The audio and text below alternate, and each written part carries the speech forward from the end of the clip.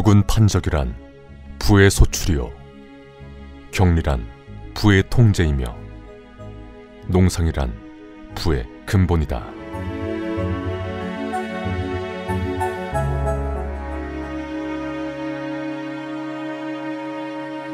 정도전이 쓴 조선경국절에는 이런 내용이 있습니다. 여기서 주군이라는 것은 바로 부역과 부세를 내는 행정단위, 지금으로 말하면 군현, 시 이렇게 이야기가 될 수 있겠죠. 그 다음에 판적은 바로 호적을 이야기하는 겁니다. 백성의 수요를 갖다가 세밀하게 파악하는 것이죠. 그 다음에 경리라는 것은 바로 토지를 측량해서 결수를 파악하고 균등하게 분배하는 것입니다. 그리고 마지막으로 농상은 바로 농사와 양잠을 이야기하는데 바로 의식주에서 의식에 해당되는 중요한 부분이기 때문에 조선시대 때의 왕도 정치에서 가장 우선시되는 정치였습니다.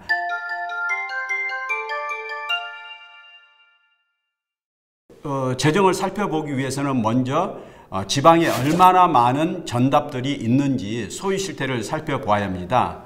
그것은 농업을 기반으로 하는 조선 경제의 특성상 국가 재정에 커다란 비중을 차지하는 것이 바로 토지에서 징수되는 전세이기 때문입니다.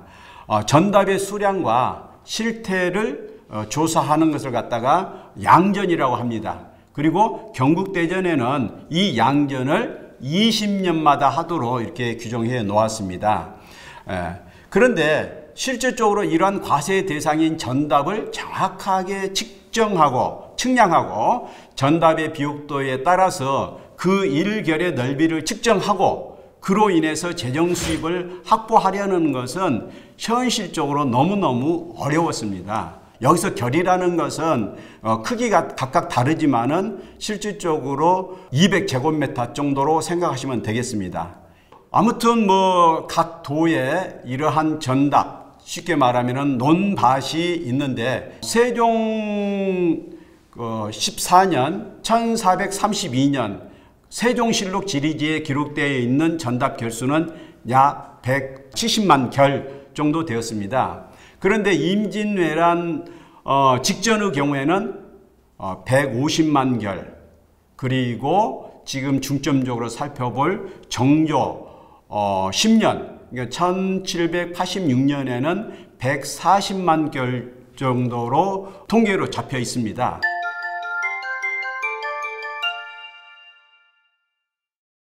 조선시대 때 이런 도별 결수를 갖다가 살펴보면은 원전, 자 여기서 원전이라는 것은 바로 지금으로 말하면 토지 대장에 기록되어 있는 수치를 이야기하는 겁니다. 왜 이게 중요하냐 그러면은 그 해에 매년 경작하는 요거는 이제 시기전이라고 합니다. 그래서 경작해가지고 세금 내는 이런 밭을, 그래서 원전이라는 것은 장부에 있는 수치다 이렇게 생각하시면 되겠습니다. 원전의 경우에는 정조시대 때 평균 140만 결 정도였고 세금을 징수하는 시기전의 경우에는 80만 결 정도 됐지 않습니까? 그러면은 실질적으로 경작된 율은 1년에 56% 정도가 경작된 겁니다. 그래서 탁지지에는 팔도의 원장에 등록된 것은 약 142만 결이다. 그 다음에 원전과 시기전의 결수의 차이가, 그러니까 이제 60만 결 정도 차이가 나기 때문에 그 차이가 무려 얼마죠? 그런데 여기서 중요한 것은 실질적으로 토지 대장에 있는 그 결수가 다 이렇게 경작이 되면은 백성들이 풍요롭게 살 수가 있겠지만은 실질적으로 56%밖에 경작을 못하기 때문에 결론은 뭐냐? 바로 백성들이 생산량이 적어지고 그 적어진 생산량 때문에 백성들은 조금은 배고픔을 견디지 않으면 안 됐다는 것입니다.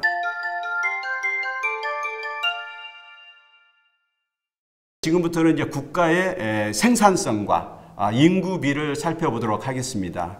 세종 23년의 곡물 총 생산량을 살펴보면은 요거는 이제 세수에 의해서 추정한 것입니다.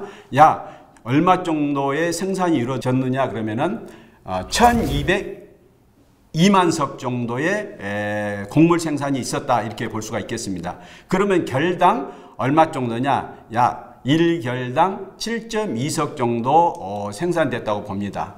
그 중에서 전라도와 경상도는 평균 1결당 그래도 10석 정도는 생산을 했습니다. 그런데 문제는 전라도와 경상도 경우에 평균적으로 한 2결 정도의 토지를 소유하고 있었습니다. 그런데 이 2결 가지고는 5식구가 먹고 살기가 힘들었습니다. 왜냐? 그때 당시에 일일 그 소비량이 얼마 되냐 그러면 성인은 약 2대, 어린아이는 1대 정도 됐습니다. 그러니까 2개를 평균해 보면 1.5대 정도의 쌀이나 보리, 콩 등을 갖다가 먹었다 이렇게 할 수가 있습니다. 그래서 1년에 한 사람이 약 3.6석 정도를 소비를 했었습니다. 그렇기 때문에 방금 앞에서 이야기하는 그 수확량하고 그 다음에 이러한 소비량하고 비교를 해본다 그러면은 실질적으로 백성들은 매년 굶주릴 수밖에 없었다 이렇게 볼 수가 있겠습니다. 한 해로 보면은 전답 2개를 소유한 사람은 20석을 갖다가 수확하는데 1년에 쉽게 말하면 소비하는 게 몇 석이라 그랬습니까? 18석 정도 됐거든요. 거기에다가 조세도 있고 또 이게 벼씨 종자도 있어야 할 거 아닙니까? 이런 걸 더하면은 23석이 있어야 합니다. 그런데 실질적으로 생산하는 것은 20석밖에 없기 때문에 3석은 바로 굶주림으로써 있을 수밖에 없었다 이렇게 보시면 되겠습니다.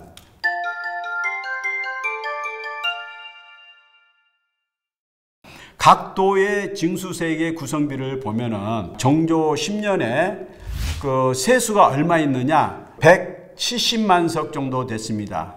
여기서 세수라는 것은 전세만을 이야기합니다. 그래서 징세액은 전세를 중심으로 하게 되는데 17만 석에서 전라도가 얼마를 부담하느냐? 6만 석으로서 35%를 부담하고 경상도가 3만 석으로서 19%. 그러니까 두 도를 합하면은 얼마입니까? 54%의 조세를 나라의 세금을 갖다가 전라도와 경상도가 부담했다. 절반을 두 도가 이렇게 나타나는 겁니다. 그리고 강원도와 함경도 경우에는 4%, 3% 정도만 부담해서 그 부담률이 즉 세금 내는 것이 아주 적었다 이렇게 볼 수가 있겠습니다.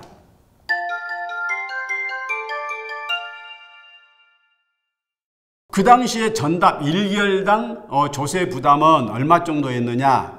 여기에서는 1결에 약 24만 정도 징수를 했습니다. 여기에는 전세, 대동미, 산수미, 결전, 잡비 등을 합계한 것인데 실질적으로 이제 각 그 농민들이 부담하는 세금은 1결당 무려 쌀 45말 정도를 세금으로 냈습니다. 그러면은 24말이 기준인데 거기에 딸린 부가 비용들이 45말까지 납부했다라는 것이죠. 즉 91%를 세금보다 더 경국대전이라든가 속대전이라든가 그 다음에 대전회통 여기에 규정되어 있는 세금보다도 무려 91%를 세금으로 더 냈다 이렇게 볼 수가 있겠습니다. 그래서 이제 반개수록에 보면은 기록하기를 선조 때 이제 이가 말하기를 뭐라고 했느냐? 우리나라에는 조세가 헐하다는 것은 가볍다는 뜻입니다. 곡물은 가중하다 이렇게 이야기했습니다.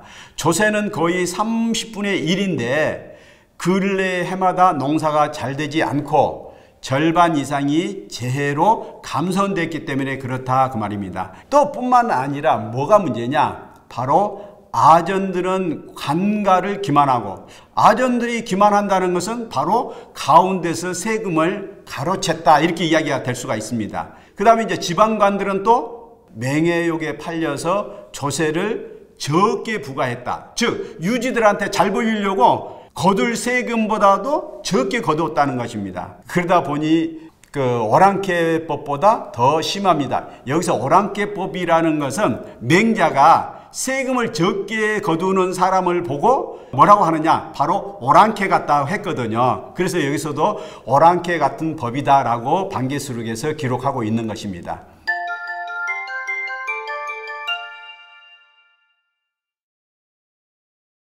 삼정은 토지세인 전정, 군역을 포로 납부하게 한 군정, 정부의 구휼미 제도로 이자 수입이 부세화된 환곡, 즉 환정이 그것입니다. 조선 후기에 들어오면은 이런 지방 재정이 악화되는데 그 이유를 살펴보면은 대동법 시행 초기 충청도와 전라도에 대동세를 징수하는 규정이 있는데 이걸 갖다가 대동사목이라고 합니다. 그 대동사목에 따르면은 백성들에게 거둔 대동미는 곡물 진상을 마련하기 위하여서 상납미와 각 군현의 관수, 자벽을 충당하기 위한 유치미로 나눈다. 그런데 이 대동법에 의해서 지방 재정의 거의 전부를 차지하는 유치미는 주로 지방의 경비와 상납 물건의 수송부위를 위해서 사용한다 이렇게 말씀드렸지 않습니까? 이러한 지방의 유치미가 부족하다는 것은 지방 재정에 심각한 타격을 주는 것이죠. 즉 지방의 유치미 감소는 각 관하에서 부족분을 메워야 하는데 그 부족분을 어떻게 메웠느냐? 바로 우선적으로 그 환곡, 구휼미를 갖다가 빌려주고 실질적으로 이자를 아주 많이 받는 이런 이자 수입을 이야기하는 것이죠. 이 이자 수입으로 세금을 충당할 수밖에 없었다. 그런데 더구나 더 그 정부, 이 정부에서도 무한정으로 지방의 유치미를 감소시킬 수 없었기 때문에 또 환곡에 뛰어듭니다. 그러다 보니까 중앙정부와 지방정부가 이 환곡에 그 이자를 놓고 서로다가 백성들로부터 징수하기 위해서 쟁탈전을 벌이게 된 것입니다. 아무튼 이러한 현상들을 살펴봤을 때에 조선시대 때의 지방재정이 후기에 가서 문란해질 수밖에 없었던 것이죠. 각 고을도 그 지방재정에 유지를 하기 위해서는 실질적으로 세수를 확보할 수밖에 없었거든요. 그러니까 이제 백성들한테 또 다른 잡세가 신설될 수밖에 없었다 이렇게 볼 수가 있겠습니다.